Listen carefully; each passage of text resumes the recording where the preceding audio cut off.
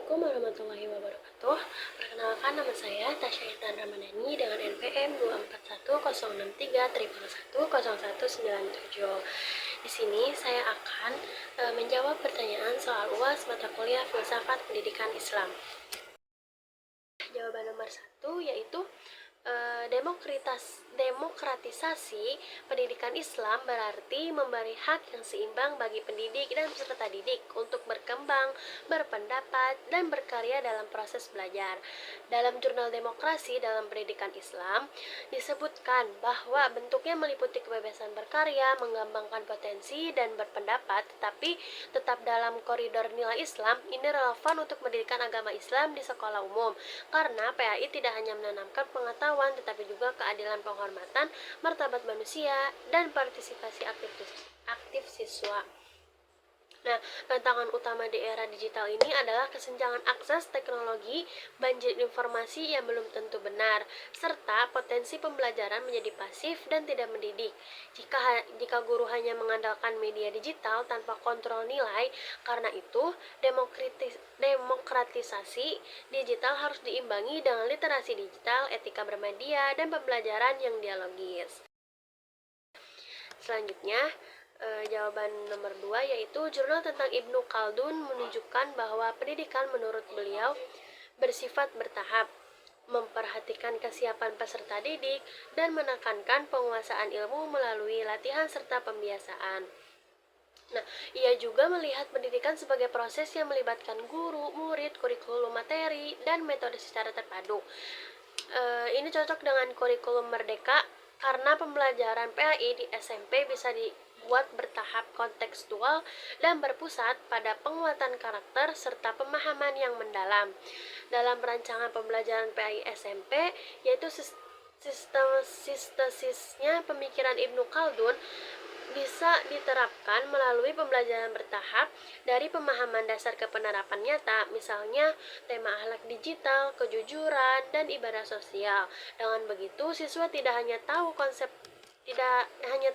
tetapi juga terlatih membiasakannya dalam kehidupan sehari-hari.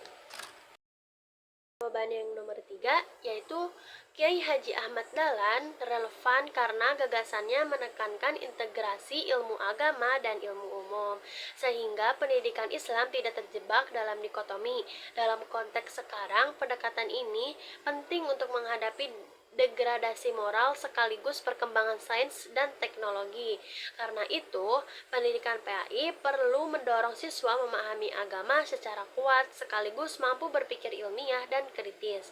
Contoh desain pembelajaran yang sesuainya adalah proyek tematik yang menghubungkan ayat Al-Quran dengan fenomena sains atau kehidupan sosial. Misalnya yaitu tema kebersihan sebagian dari iman. Bisa dihubungkan dengan IPA tentang kesehatan lingkungan, sehingga siswa melihat agama sebagai pedoman hidup yang nyala. Selanjutnya, jawaban nomor 4 yaitu Kiai Haji Hashim Asy'ari menekankan adab, terutama sikap tawadu kepada guru sebagai inti pendidikan karakter. Dalam kajian tentang adab guru murid, pendidikan tidak cukup hanya mengajarkan ilmu, tetapi harus membentuk akhlak, penghormatan, dan kesungguhan dalam belajar. Pandangan ini sangat relevan untuk mengatasi krisis moral siswa saat ini. Nilai tawadu dapat diterapkan dalam pembelajaran PAI melalui pembiasaan sopan santun, menghargai pendapat teman, mendengarkan saat orang lain berbicara, dan disiplin dalam belajar. Guru juga harus menjadi teladan agar nilai adab tidak berhenti sebagai teori, tetapi hidup dalam praktik kelas. Selanjutnya, pertanyaan nomor 5 yaitu Ahmad Hasan dari Persis menekankan purifikasi ajaran Islam melalui kembali kepada Al-Quran dan hadis. Dalam konteks PAI sekarang, gagasan ini berguna untuk memperkuat literasi keislaman yang bersumber pada dalil yang sahih dan mendorong siswa berpikir kritis terhadap tradisi yang tidak memiliki dasar kuat. Ini bisa menjadi penguatan kurikulum PAI dalam aspek akidah ibadah.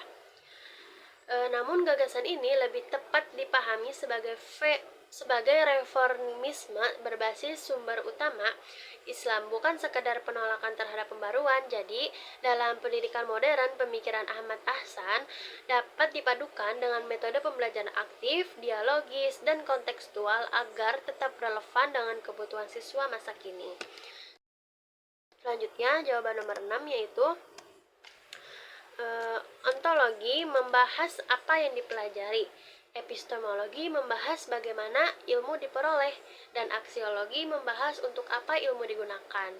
Nah, dalam pendidikan Islam ketiganya saling terhubung. Objek ilmunya berlandaskan tauhid, cara memperoleh ilmunya melalui wahyu, akal, dan pengalaman. Sedangkan tujuan akhirnya adalah kemaslahatan dan pembentukan insan beradab.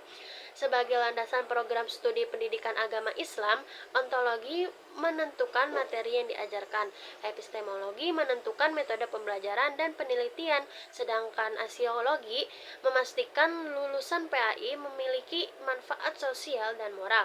Jadi, ketiga pilar ini penting untuk membangun studi yang ilmiah, religius, dan aplikatif. Selanjutnya, jawaban nomor 7 yaitu Syed Naqib al-Atas memandang ta'lib sebagai inti pendidikan Islam, yaitu membentukkan manusia beradab yang mengetahui posisi dirinya di hadapan Allah, ilmu, dan sesama manusia.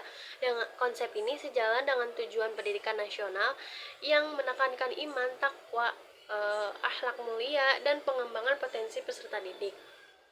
Dalam RPPPI ini, konsep takdib bisa diterapkan melalui tujuan pembelajaran yang tidak hanya menilai pengetahuan, tetapi juga adab siswa seperti jujur, sopan, disiplin, dan menghormati guru. Dengan demikian, pembelajaran tidak hanya menghasilkan siswa pintar dan juga berkarakter. Selanjutnya nomor 8 yaitu Ismail Raji Al-Faruqi mengusulkan Islamisasi ilmu pengetahuan sebagai usaha mengintegrasikan ilmu modern dengan nilai tauhid.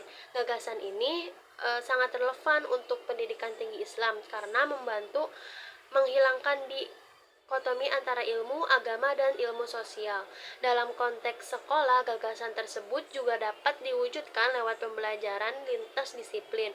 Contohnya, PAI bisa dihubungkan dengan sosiologi atau ekonomi dan tema zakat, infak, kemiskinan, dan keadilan sosial. Dengan cara ini, siswa belajar bahwa ajaran Islam bukan hanya ibadah ritual, tetapi juga memiliki dimensi sosial dan peradaban. Sekian dari saya. Wassalamualaikum warahmatullahi wabarakatuh.